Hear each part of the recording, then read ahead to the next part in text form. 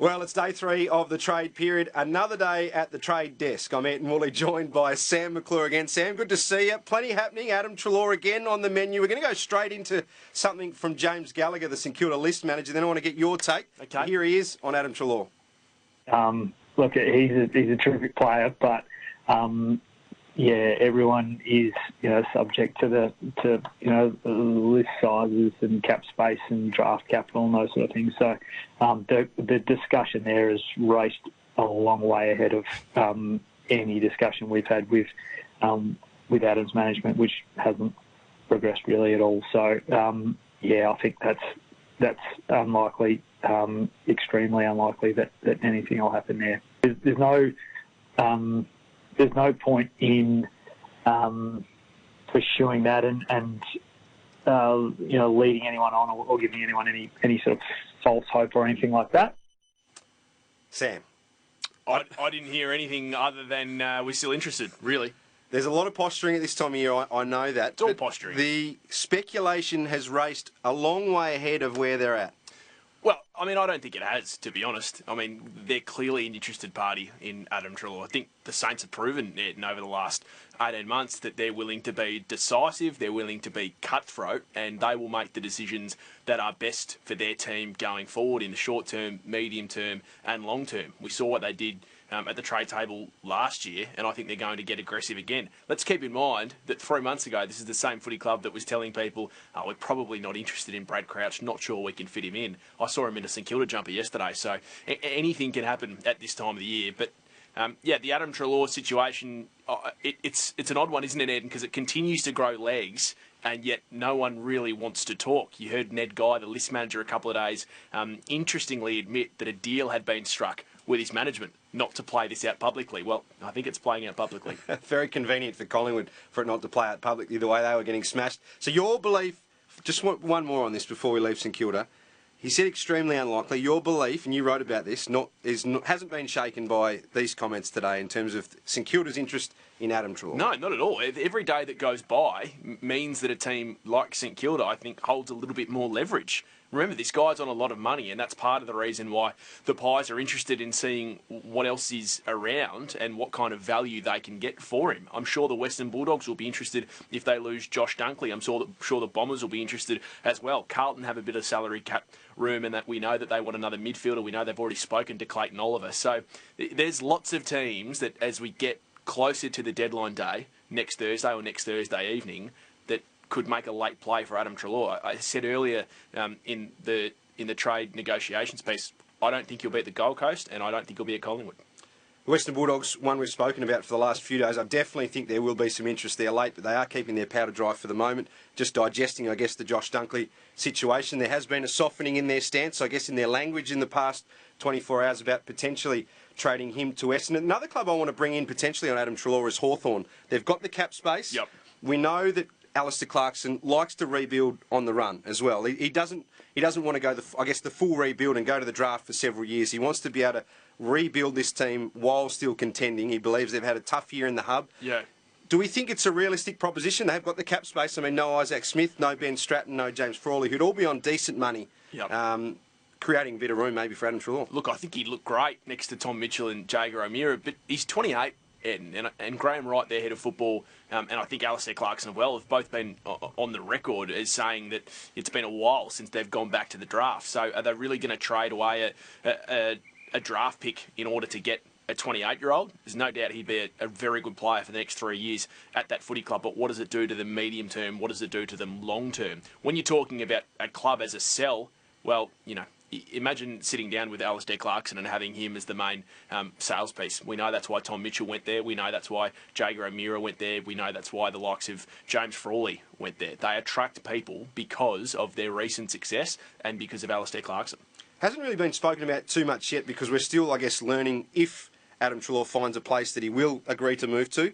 But then it becomes about his worth.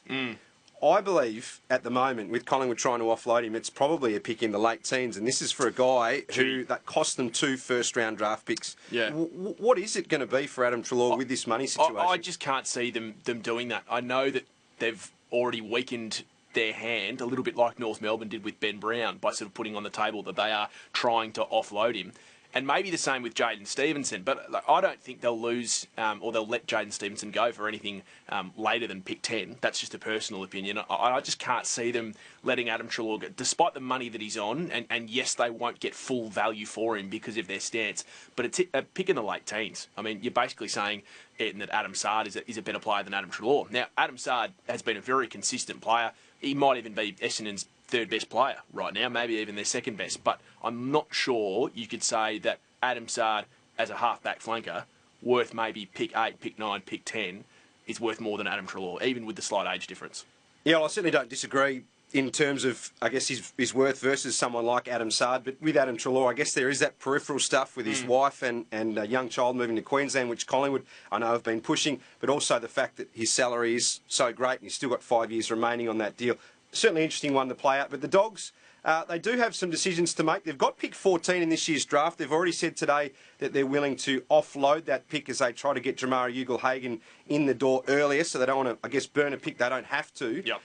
That's important when it comes to the context of Josh Dunkley. Essendon's got high picks, but it's not going to satisfy the Western Bulldogs. No, and that's why I think the Bulldogs just continue to hold all the chips here. I mean, we sat here 12 months ago and talking about Joe Daniher. I truly thought that Daniher would get to the Sydney Swans just because the deal was going to be good enough and something that would appease Essendon. But yet I'm sitting here saying I can't see a deal unless it involves a ready-made star player from Essendon that appeases the Western Bulldogs. He's 23, Ayrton. He's a very good player. He's shown that.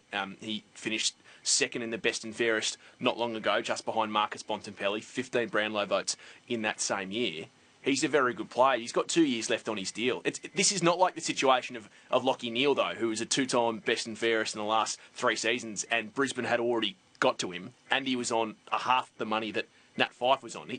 Josh Dunkley's a very good player, but hasn't proven himself to the point where he can just pick up and walk. And he's best mates with Marcus Bontempelli, so it's going to be a big move for him to go. I see this one going late, but if I'm a betting man, I think he stays at the Dogs. Yeah, I'm worried from an Essendon perspective. Well, you are an Essendon man. Yes, I am. I'm worried from an Essendon perspective that they're going to have to give up more, way more than what he's worth because of his current situation. I'm accepting what's too much? Well, I would say he's not worth 2 first-round picks as a starting point, whereas you've got your top-line A-grade midfielders, which we've seen the past few years. That has generally been your going rate. Yep. If it's a low pick, I would have said if he didn't have 2 years to run in his contract, one of those low picks might have even been like a pick 6 or 7, I would have been happy to keep on to that and try and, I guess, develop your own inside midfielder for someone around that point. But I guess the Bombers have made the running on this, so they will have to pay something extra. Yeah, well, what is that little bit extra? Matthew Lloyd had his say today. Bulldogs, the Western Bulldogs don't want early draft picks because they don't need the points for Jamarra Ugle-Hagan, who it's very complicated, but they don't need draft picks. They need players. So Anthony McDonald-Tipungwuti's name was floated maybe as a small forward that they could possibly look for. So Matthew Lloyd there in regards to, I guess, throwing up a name that I know as an Essendon supporter and haven't had a whole lot of good news, the Bombers fans, Sam. Yeah. Anthony McDonald-Tipungwuti. I know the Dogs had a nibble last year at him, but I just can't see that happening for several reasons. One, because he's a player the fans hang their hat on, and I know at the end of the day... People go to the footy to watch him. I 100% agree. The question that I've got in regards to Essendon too is about goals.